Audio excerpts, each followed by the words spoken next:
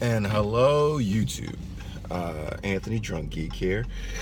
And as you can tell by the tagline, we are talking about that one-off movie, maybe Solo Star Wars story. Yeah. So if you guys haven't followed this before, I'm pretty adamant about how this is a movie that we just don't need, especially for this anthology, like movies that aren't part of the the ongoing trilogy, the number trilogy. Like, it's just something we don't need. We could explore it, or Republic, all of this stuff. Sure, other things people have said. I didn't want that movie, but I'm gonna talk about the positives of it. Looks great. What you expect from this era of Star Wars movies? It looks great. Love the aesthetics. Love the venues and the scenery they have, and the even the tapestry of colors. I think that's awesome. I think at also we have the. So I'm gonna go back for this. This is might be a little bit deep cut, but we know that I think that one of Harrison Ford's first movies was for George Lucas, and it was American Graffiti, which Ron Howard was in, who also directs this now. Came on to, I guess, right the ship, as it were.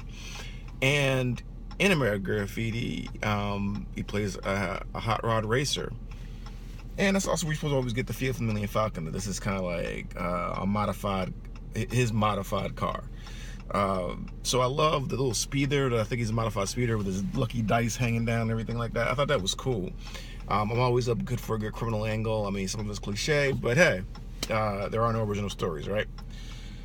So I love that. Childish Gambino coming off. I mean, all right. So love what we're seeing in him so far, just his mannerisms. But I think he's a really good actor. Love him everything he's done so far. Now, people are talking about Solo himself. I mean, the guy really didn't show me anything.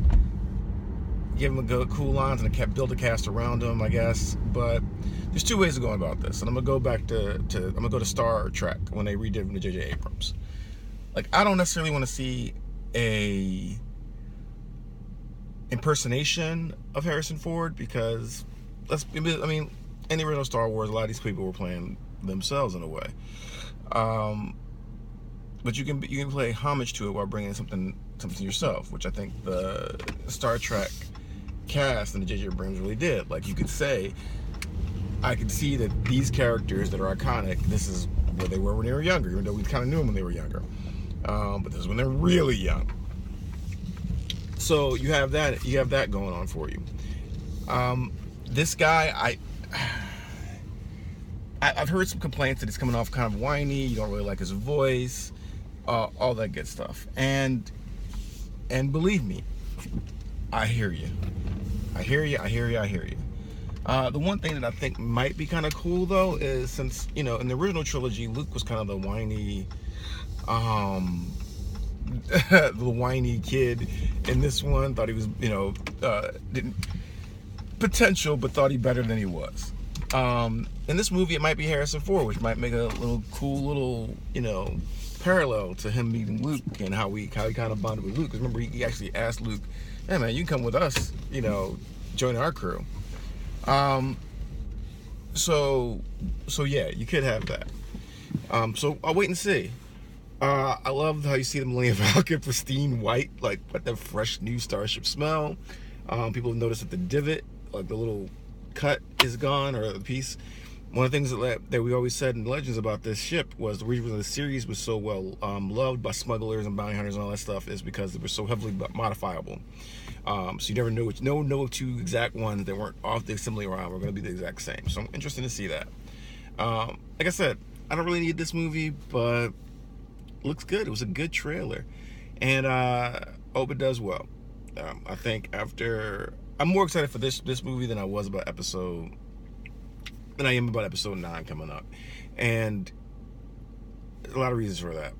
But yeah, I think it was good. I think everything looks great with it, as long as the story makes sense and it doesn't feel forced. I've heard some other reviews talk about people don't want the like Boba Fett to show up and all that stuff. I want Boba Fett to show up. I think Boba Fett needs some shine. It'd be cool to see them when they're Link, if we have to go here. But again, this was an unneeded story. And I hope they keep him a dick, or they realize why they a dick.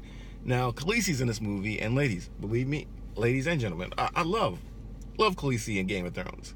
I've yet to see her anything that she's added to the mix for a movie franchise that's always been going on. So we'll see.